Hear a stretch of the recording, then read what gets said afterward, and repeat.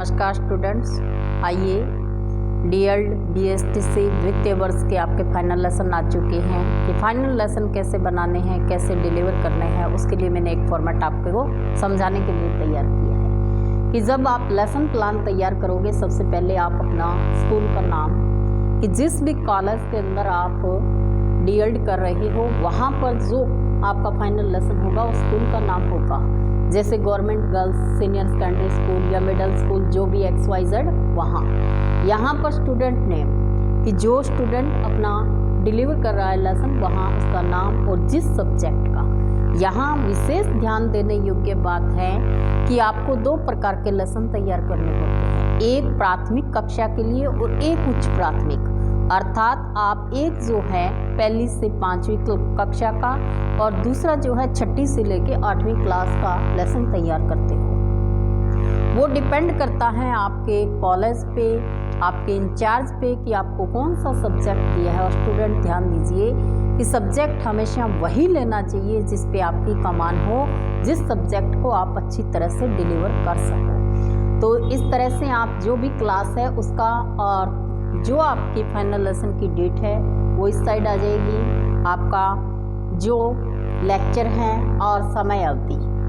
फिर प्रकरण में बच्चा क्या करता है, टॉपिक लिख देता है, हाईलाइट नहीं करता है, अंडरलाइन नहीं करता है। तो इसमें एग्जामिनर जब चेक करता है डायरी, तो वहाँ पर आपके 1-2 नंबर माइनस हो जाते हैं। इसलिए विशेष ध्यान रखिए कि लेसन डायरी में भी आप हाईलाइट करोगे और जब पढ़ाते समय आप ब्लैक बोर्ड, वाइट बोर्ड जो भी यूज़ करते हो उसमें भी आप इसको अंडरलाइन करो। फिर फॉर्मेट बनाने के लिए बच्चे क्या करते हैं, कॉपी करते हैं, वो गलत हो जाती है। तो इसलिए विशेष ध्यान दीजिए कि इसको किस तरह से बनाना है। हमेशा ही डीएलएड का लेसन जो है 2 समूह में बनता है, कि समूह फर्स्ट और समूह सेकंड। और इसको जो आपके क्लास के अकॉर्डिंग है उसको समूह में विभाजित कर सकते हो। जितना बड़ा आपको लेसन बनाना है उस तरह से समूह आप जो है 1, 2, 3, 4, 5 इस तरह से। यहाँ पर क्या है कि डीएलएड के लिए एक क्लास के अंदर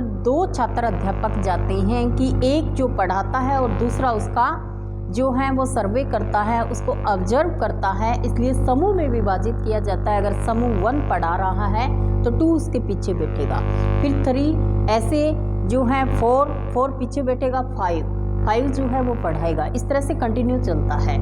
यहाँ पर समूह लोगे कि समूह 1 और 2 दोनों की क्रियाएं जो है एक साथ चलती हैं। फिर उद्देश्य कथन कि जो आपने लिया है फॉर्मेट, कि उसके दौरान जो प्रकरण हम समझा रहे हैं वो बच्चा सीखेगा और सीख के उसको जो है अपने जीवन में लागू करेगा।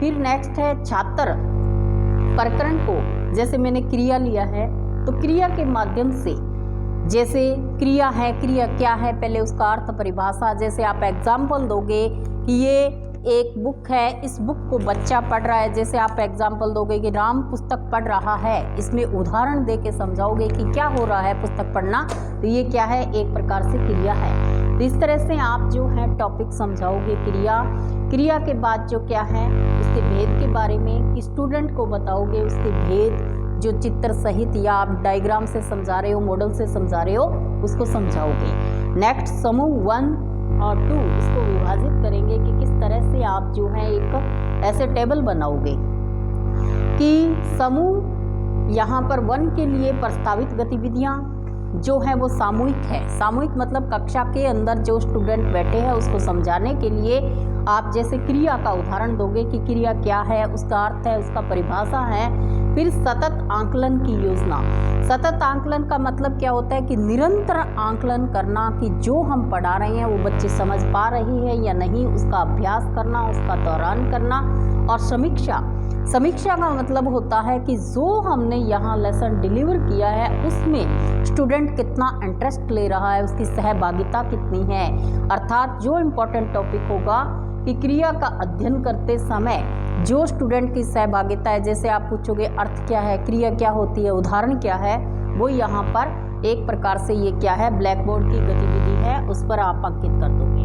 नेक्स्ट जो है समूह, नेक्स्ट के लिए P2 के लिए उपसमूह मतलब कि छोटे छोटे समूह में उस चीज़ को विभाजित करना, जो हमने टॉपिक लिया है।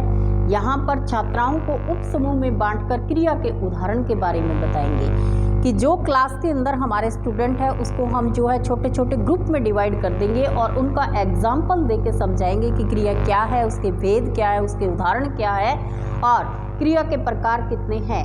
इस प्रकार से छात्र जो प्रतिक्रिया मतलब एग्जाम्पल देंगे। बच्चा आपने क्वेश्चन पुट किया, उस क्वेश्चन का आंसर देना ही उसका उदाहरण कहलाता है और वो उदाहरण जो है आंकलन के आधार पर आएंगे।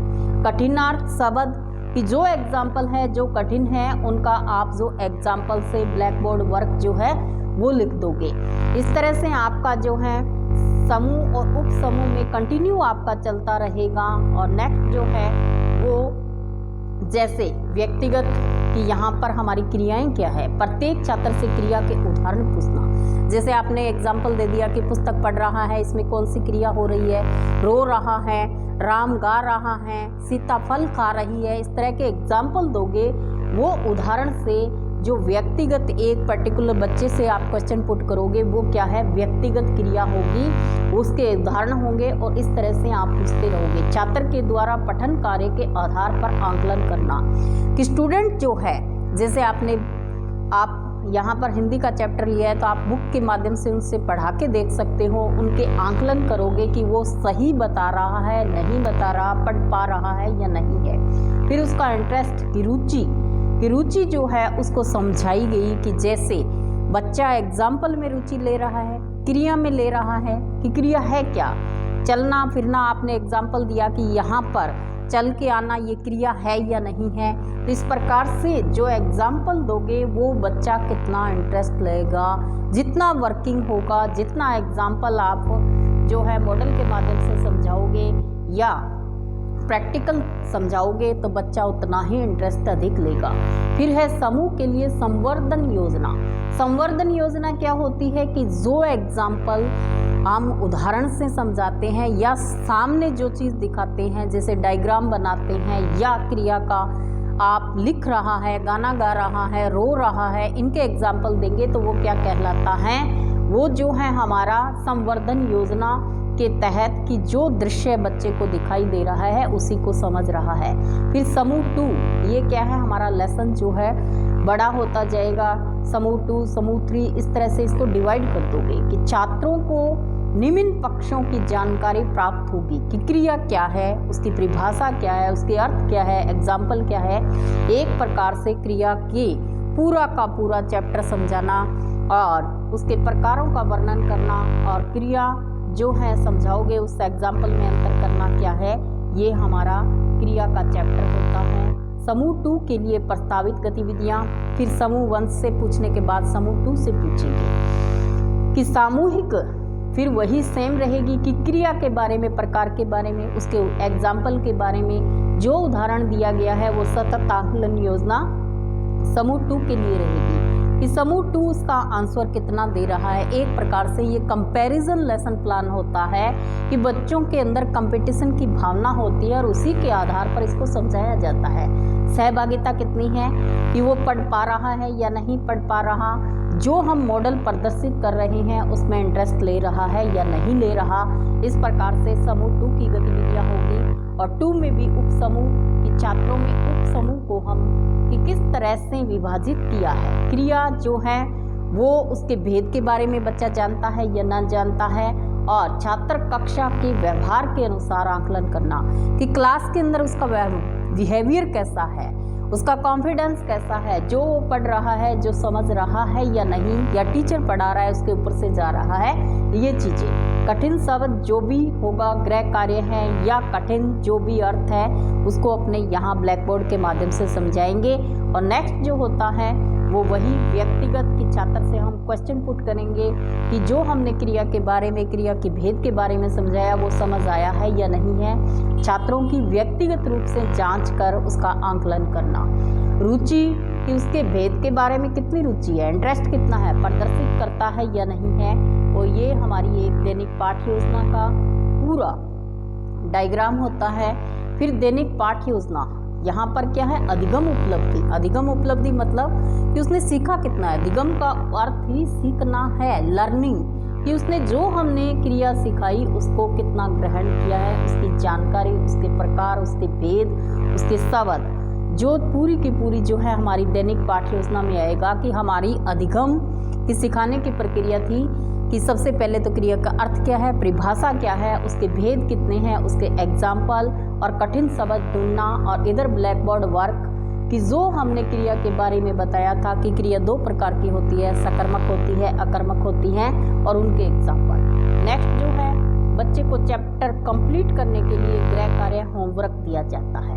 क्रिया की परिभाषा लिखिए, क्रिया कितने भेद होते हैं उनके नाम लिखिए, अर्थात छोटे छोटे अपने क्वेश्चन करेंगे तो बच्चा समझ पाएगा। अकर्मक क्रिया व सकर्मक क्रिया दोनों में अंतर क्या है। अभिमत, अभिमत का मतलब क्या होता है कि स्वयं के विचार या मत, मत का मतलब कि उसके विवेक से पूछे गए कार्य, किया गया कार्य टीचर के द्वारा, कि अभिमत उसके स्वयं का मत देना।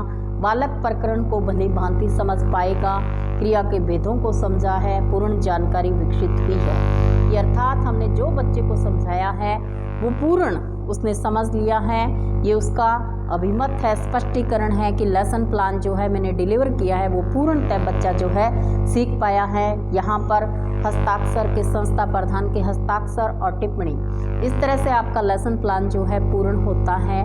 तो इस प्रकार हमारा लेसन प्लान जो है कंप्लीट होता है। और इस तरह की नई नई जानकारी के लिए मेरे साथ जुड़े रहिए। मेरा चैनल है उषा गोदारा के नाम से, इसको लाइक और सब्सक्राइब जरूर कीजिए। धन्यवाद।